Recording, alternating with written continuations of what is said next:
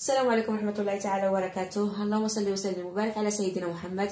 اخواتي الغاليات، مرحبا بكم معايا فيديو جديد ومبروك عواشركم. اللهم بلغنا رمضان لا فاقدين ولا مفقودين يا رب. رمضان الكريم على الابواب. جاوني بزاف ديال الاسئله على حساب العطريه منين كنشريها، فقلت نجاوب على الاسئله ديالكم. فكرت ندير لايف ولكن بصراحه ما كنزعمش ندير اللايفات، كنرتبك شويه، فقلت ندير لكم فيديو قصير هكا في اجابه على الاسئله ديالكم، وفي نفس الوقت فيه بعض التحضيرات ديالي لرمضان الكريم ان شاء الله. انا يلاه بديت، مازال ما جبتش كلشي، ولكن هكا باش حتى انا نشجعكم ونحمسكم وحتى نتوما تشجعوني وتحمسوني، يعني هكا كتشجيع، هكا نبداو التحضيرات هكا، والاخص حنا المغتربات باش نخلقوا هذاك الجو ديال التحضيرات ديال رمضان ديال هكا، باش حنا الحمد لله والشكر لله عشنا هادشي في المغرب كنعرفوا، ولكن هادشي بالنسبه لوليداتنا باش حتى هما يحسوا بهذيك الفرحه وهذاك التحضيرات ويعرفوا المعنى ديال كل حاجه. كنحاول ان في رمضان كنركز على بعض الاشياء بالنسبه لولادي، كيشاركوني او كنبغي ندخلهم فيه، وحتى في الاعياد. اخواتي، غادي نبدا بالعطريه. انا العطريه كنشريها من المغرب، كنجيبها معايا من المغرب، يعني كنشريها كنقيها وكيطحنها لي يعني العطار تماك، او يعني تماك من كنشريها، يعني كنكون تماك واقفه كنفتشها وكيطحنها لي. الحاجه اللي كنجيبها مطحونه هو سكينجبير. انتم عارفين سكينجبير، فكيكون يعني حاجه كبيره هكا راه كيكون باين. سكينجبير الخرقوم كنجيبو مطحون. كنت قبل كنجيبو ما كنطحنوش، كنجيبو باش نطحنو في الدار، ولكن واحد المره عقلت ان تخسرات لي الماكينه، واخا عندي المهراس هرمشتو راه مازال باقي لي شويه، واخا هكاك صراحه تخسرات لي الماكينه، فمن تماك بقيت صافي ما كنجيبها مطحونه. غادي نوريها لكم باقي محتفظه بشويه، واخا عندي المهراس، عندي الحمد لله كاين كلشي. هذا الشيء غادي يفهمني، غادي تفهمني فقط اللي كتعشق العطريه وهذيك الريحه ديال العطريه. انا من عشاق هذا الشيء صراحه، اي حاجه كنديرها انا كنصاوبها في الدار، كنستمتع بها. المهم غادي نرجعوا للعطريه. قلت لكم الحاجه اللي كنجيبها مطحونه من المغرب: سكينجبير والخرقوم والفلفله حمراء. هادو هما الحوايج اللي كنجيب مطحونين، وراس الحانوت فكنقيه تماك. اما كنجيبو للدار كنقيه مزيان، كنشوف شنو فيه عاد باش كيطحنوني او تماك. هاد العام يعني طحنوني من شريت تقديه ديالي، طحن لي كلشي تماك، ولكن كنت واقفه، يعني الحاجه راه شفتها قبل ما يطحنها، راه شفتها بعينيا وفتشتها، يعني نقيتها فيها يديا هكا قبل ما يطحنها. هذا راس الحانوت. هادو اللي كنجيب مطحونين. لي بزار كنجيبو معايا هكا حب، كنطحنو، كيطحن بكل سهوله، كيبقى عندي طريق كنحتفظ به في المجمد. العطريه الاخوات في المجمد ما كيوقع ليها حتى شي حاجه، كتبقى محافظه على المذاق ديالها وعلى اللون ديالها، يعني كتبقى سخونه. والله يجازي كل خير الاخت خديجه، هي اللي عطاتني هذه النصيحه، هي اللي قالت لي تبقاي تجمدي العطريه. والكمون، حتى الكمون والكرويات كنجيبهم هكا حب، كنطحنهم على يدي، كنقيهم، كيكونوا عامرين صراحه التراب وعامرين. بالاخص الكمون كنقيه كنطحنوه. انا هادو ما عمرني شريتهم مطحونين. المهم هذه هي العطريه.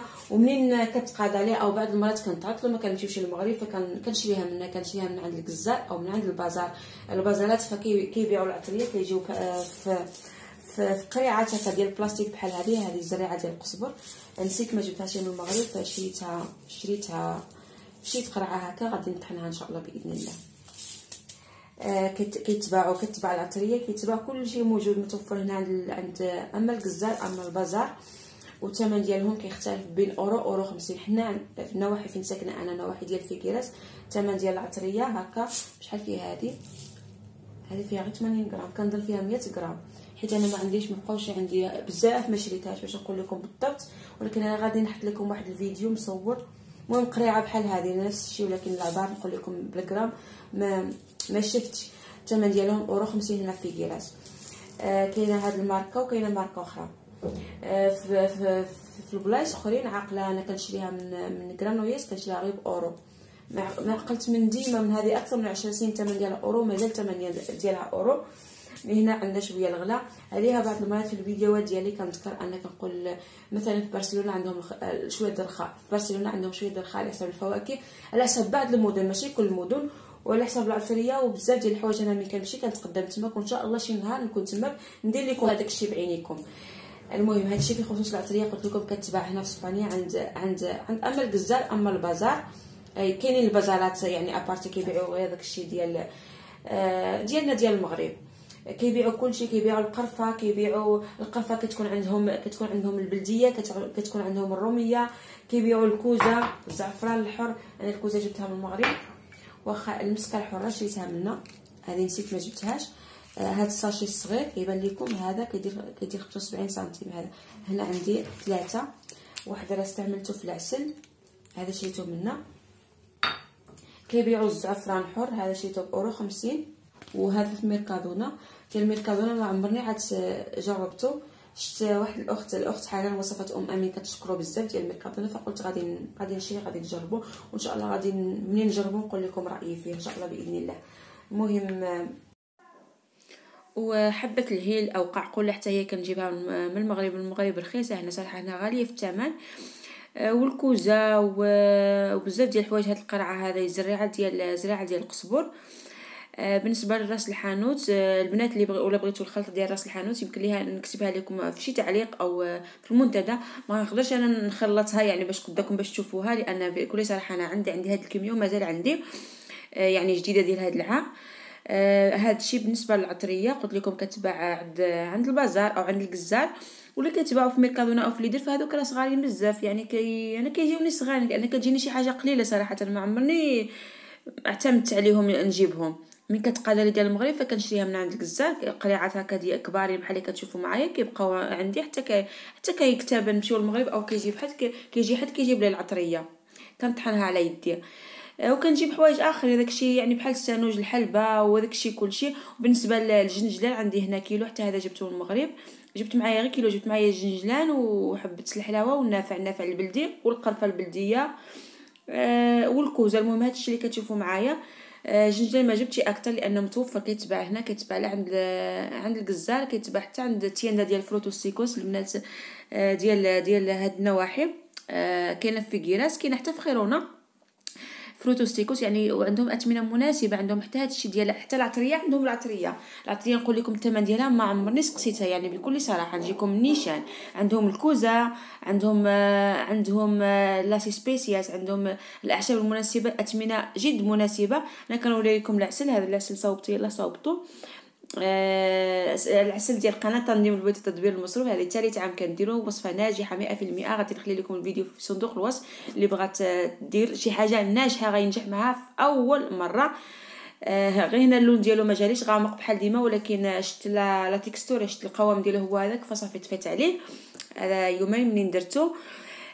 شنو نقول لكم اخواتي، على تيندا ديال فروتوسيكوس كتبيع كلشي، جنجلان كتبيع فروت، كتبيع المكسرات. واخا المكسرات عندها شويه الغلا من غير الكوكو والكاوكاو، هذاك اثمنه مناسبه.